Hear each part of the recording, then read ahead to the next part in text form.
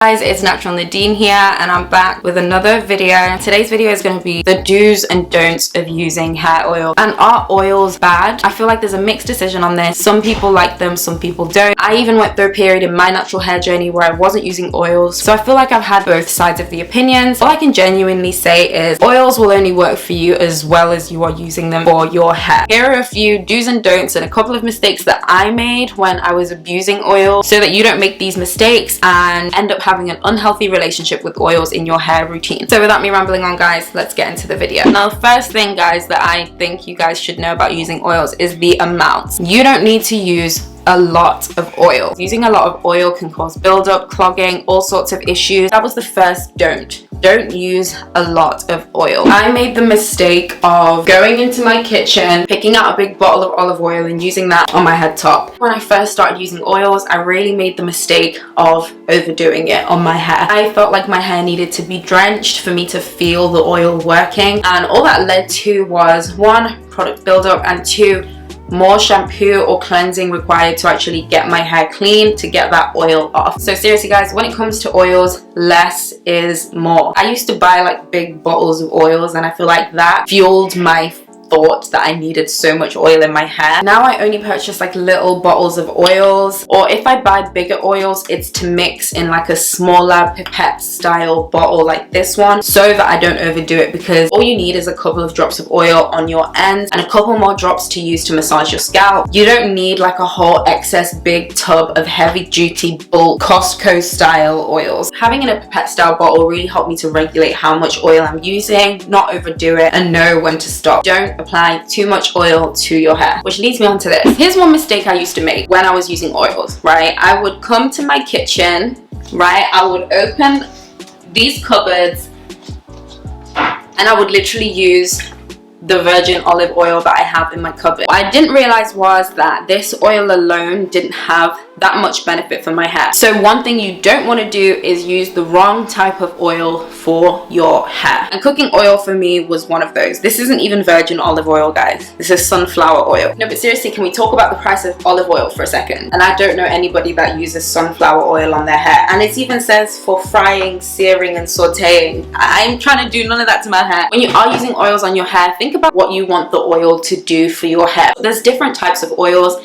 and their purposes for their hair. For example, you have active oils and then you have carrier oils. Now, when I say active oils, I mean oils that contain some sort of active ingredient that is gonna do something for your hair. For example, rosemary oil is an active oil. It's an essential oil, but it's also an active oil because it has things that stimulate the follicles that are known to help nerve damage and improve nerve damage. So it's doing something to your hair, right? And then you have carrier oils such as olive oil, let's pretend, and those types of oils aren't necessarily going to be stimulating much. They're not going to be moisturizing because they're oils. They're really just there to kind of coat the hair, and those types of oils are amazing as carrier oils, because that is my next mistake, guys. Don't use active oils in their pure form. This is my drawer of active oils, okay? In here I say that like there's a lot. For me personally, the goals that I want oils to do for my hair is, one, strengthening, and two, hair growth. So the two active oils that I have here are rosemary essential oil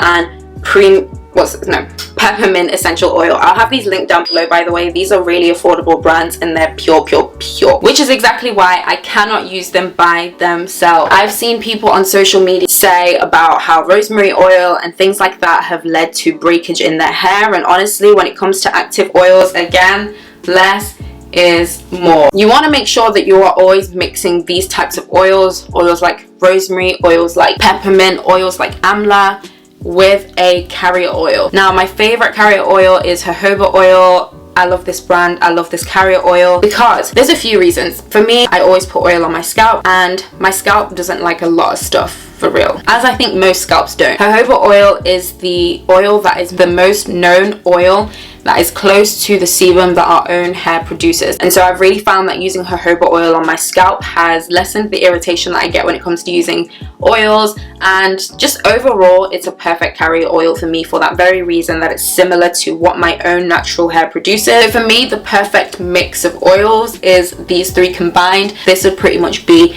my go-to for my scalp. Now, another thing you don't want to do, guys, I know I said I oil my scalp, I don't do it every day. I don't even do it every other day, because oiling your scalp every day can be a recipe for disaster. If there's anything that I've learned about using oils, guys, too much of good stuff is bad stuff. You don't want to have that bad relationship with oils because you overdid it. And oiling your scalp every single day is definitely overdoing it. Your scalp is producing its own oils, its own sebum, its own fatty acids. You're also adding to that as well every single day, which leads to buildup, it leads to flakes, it leads to clogged pores, just everything you don't want to have. So that's what you don't want to do. Here is what you do want to do. First thing you want to do, guys, apply oil to your ends daily. Okay, let me explain, because I know I just said don't use oils every day. That is on your scalp. Scalps are prone to being clogged. They produce their own oils. It doesn't need all that extra loving. Your ends, on the other hand, will struggle, especially if you're a curly head natural, to get that sebum that is produced up here all the way down here. So your ends do actually need that extra loving. You can go ahead and use the same oil mixture that you would use on your scalp with the jojoba oil, but for me personally, I like to use this Olaplex bonding oil because it's really lightweight. I don't overdo it on my straight hair, and it also has those bonding properties that I absolutely love. You guys know I'm a big fan of just Olaplex in general. Again, you only need a few drops to cover your ends. You don't want to absolutely saturate your hair to the point of grease. You need a couple of drops, and that's the good thing about the application of this bottle, is because it literally doesn't let you get more than a couple of drops at a time. So if you're just naturally heavy-handed and want to overdo it, it's going to take you some time to get more than a few drops out of this bottle anyways. Once you've got your few drops, then you want to just apply it to your ends, smooth it in there, rub it in there, make sure you're working it in. It can help with friction between your ends, it can help with split ends traveling, it can help with elasticity. So for me, oiling my ends every night is a must. Now guys, on the days that I scalp massage, I take my mixture of rosemary, peppermint and jojoba oil that I have mixed in this pipette. I pour a few drops onto my fingertips, and then I will just massage it onto my scalp. But you really want to make sure that you are massaging the scalp, because that's going to help the oil to penetrate and not just to sit on the surface of your scalp. After I typically do the scalp massage, I'll then go ahead and use my wooden brush. You guys know I love wooden paddle brushes right now. They are all the rage. Well, they're not all the rage, but yeah, wooden paddle brushes are known to being good at distributing essential oils really, really well, and just being all around better for your hair and scalp. Then guys, if I'm feeling really extra about my scalp massage that day, this next step is really passive. You can really do it sat down watching TV, doing absolutely nothing. If I had to pick one of the best things I've ever purchased for my hair, this is top 3, because it's a heated element. I just pop it on my head like this, plug it in, turn it on, and whatever I'm doing, my scalp is being heated. The pores are opening. The oil is absorbing. This is like the best addition to my oil and scalp routine that I've definitely ever had. And so yeah guys, that pretty much concludes my do's and don'ts of hair oiling. And honestly, my verdict is that oils are a fantastic addition to any hair routine. Everybody can agree that. That years worth of research has proven it, and I'm so here for it. But again, there are some mistakes that can cause a bad reaction with oils to your hair. Hopefully if you learned a few to avoid.